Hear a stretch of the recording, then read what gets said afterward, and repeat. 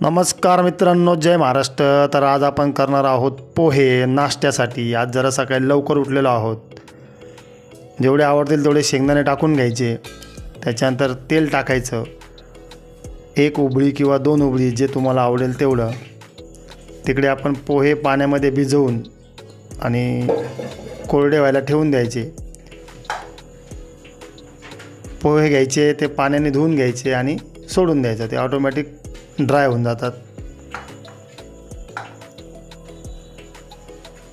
ज्या पण मुलांना जे हॉस्टेलला राहतात किंवा जॉब निमित्त एकटे राहतात, त्यांना जर पोहेची रेसिपी पाहिजे असेल तर त्यांनी हा व्हिडिओ बघा। फार काही विशेष गोष्ट नाही पोहे, पण चवीला खूप छान लागतात आणि स्वस्तात मस्त असा नाश्ता असतो। शेंगदाणे मस्त तेलामध्ये तळून घ्यायचे, मग ते खाताना कुरकुरीत लागतात। माझी सुविद्य पत्नी पोहे बनवते आहे, तर शेंगदाणे तळून झाले का त्या पोह्यांवरती काढून घ्यायचे। अगदी 5 ते 7 मिनटामध्ये तुम्ही पोहे बनवू शकता। अशी सुंदर रेसिपी आहे। शक्यतो गॅस फुल ठेवायचा आणि मुलांनी पण रेसिपी शिकायची। त्याचं कारण कधी सर प्रसंग आला तर आपल्याला ते बनवून खाता आलं पाहिजे। जिरे टाकले आपण, आता जिरे मस्त गरम तेलामध्ये तडतडू द्यायचे।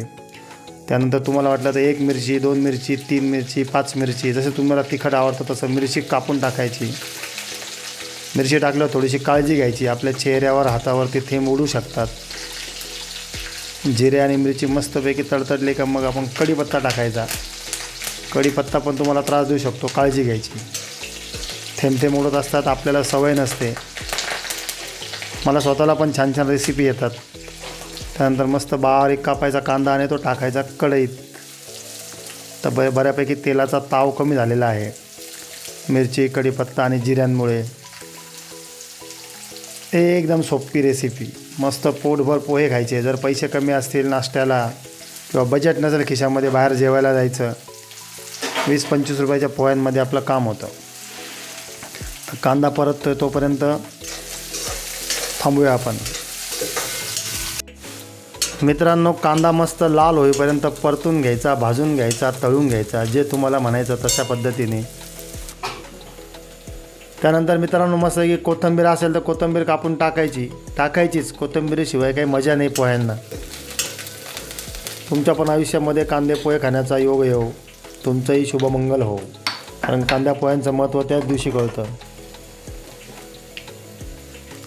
अजून आपल्याला त्याच्यामध्ये ॲड करायचं आहे मीठ, त्यानंतर हळद, ते पण पाहू आपण। मस्तपैकी सकाळचे जवळपास 6:30 झालेले आहेत, अंधार आहे। चवीनुसार अर्धा चमचा मीठ टाकून घ्यायचं। थोडेसे खारट झाले तरी छान लागतात, जास्त नका करू फक्त खारट। हळद घ्यायची, ती पण प्रमाणात टाकायची, नाही तर पोहे पिवळे पिवळे दिसतील। सगळं मटेरियल प्रमाणात घ्यायचं।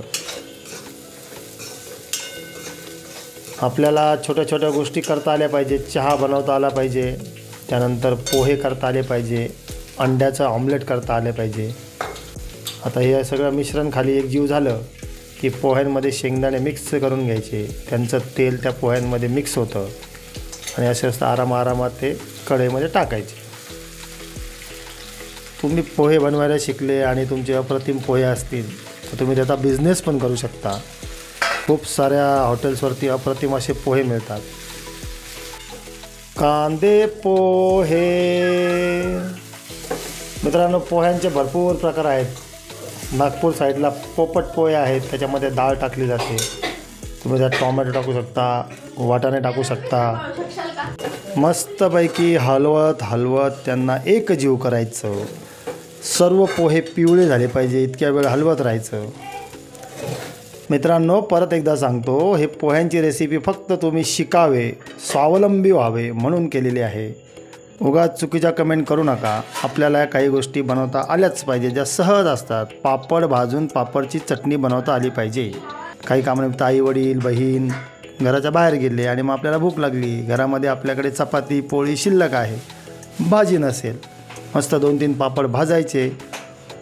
कुरकुरीत पापड दाबून घ्यायचे, त्याच्यामध्ये थोडंसं मीठ टाकायचं, थोडीशी लाल मिरची टाकायची, हलवून घ्यायचं, एकजीव करायचं आणि मस्त पापड मिरची आणि पोळी खायची। एक नंबर लागते। आता आमच्या नाशिकचे फेमस द्राक्ष, ग्रेप्स, अंगूर, वाईन. आता मस्त पोह्यांसोबत द्राक्ष असा मेनू आहे आज सकाळी सकाळी. ॲक्च्युली आम्हाला एका गावाला जायचं आहे, त्यामुळे आम्ही खूप सकाळी उठलेलो आहोत. गाडी यायला वेळ आहे, तोपर्यंत नाश्ता करून घेऊयात. रस्त्याने उगाच काहीतरी खायचं त्यापेक्षा घरचा नाश्ता तो घरचा नाश्ता.